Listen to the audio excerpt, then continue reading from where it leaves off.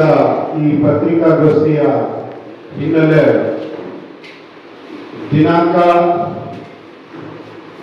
ಕಾಂಗ್ರೆಸ್ ಪಕ್ಷ ಹೇಳಿದ್ದೇನು ಮಾಡಿದ್ದೇನು ಮುಂದೇನು ಎಂಬ ಒಂದು ವರದಿ ಬಿಡುಗಡೆಯಾಗುವ ಸಮಾವೇಶ ಆಗ್ತಾ ಇದೆ.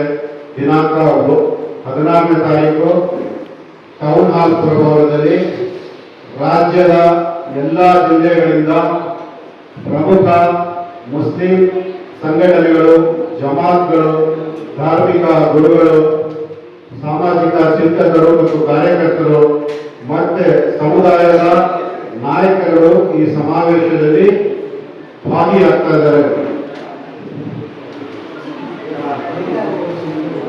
ಹಾಗೆಯೇ ಕಾಂಗ್ರೆಸ್ ಪಕ್ಷ 2023ರ ಪೂರ್ವ ಚುನಾವಣೆ ಸಂದರ್ಭದಲ್ಲಿ ಮುಸ್ಲಿಂ ಸಮುದಾಯಕ್ಕೆ ಪ್ರಣಾಳಿಕೆಯಲ್ಲಿ ತುಂಬಾ ಭರವಸೆ ವಾಗ್ದಾನಗಳನ್ನು ಕೊಟ್ಟಿತ್ತು. ಕಾಂಗ್ರೆಸ್ ಪಕ್ಷ ಅಧಿಕಾರಕ್ಕೆ ಬಂದು ಈ ಮೇ 20ನೇ ತಾರೀಕಿಗೆ 3 ವರ್ಷ ತುಂಬಲಿವೆ.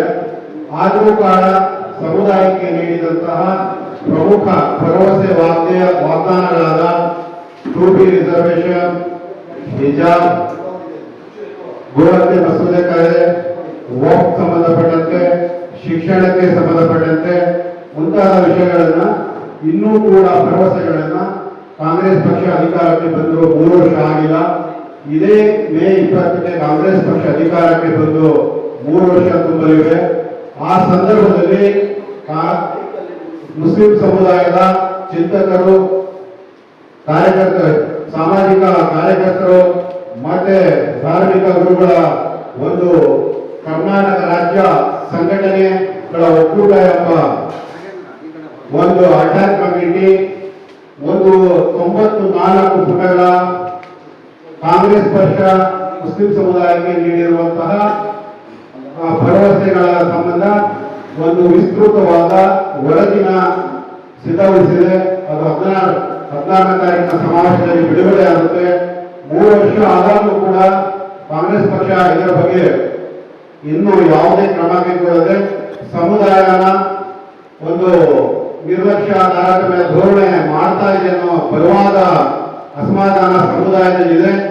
ಆ ಸಂಬಂಧ ಸಮುದಾಯದ ರಾಜ್ಯ ವ್ಯಾಪ್ತಿಯ ಎಲ್ಲ ಅಂದ್ರೆ ಪ್ರತಿಯೊಂದು ಜಿಲ್ಲೆಯಲ್ಲೂ ಕೂಡ ಈ ಸಮಾವೇಶಕ್ಕೆ ನಾಯಕರುಗಳು, ಧಾರ್ಮಿಕ ಗುರುಗಳು ಮತ್ತೆ ಸಮುದಾಯದ ಹಿತಚಿಂತಕರು, ವಿಶೇಷವಾಗಿ ಮುಸ್ಲಿಂ ಸಮುದಾಯದ ಚಿಂತಕರು ಭಾಗಿಯಾಗಿದ್ದಾರೆ.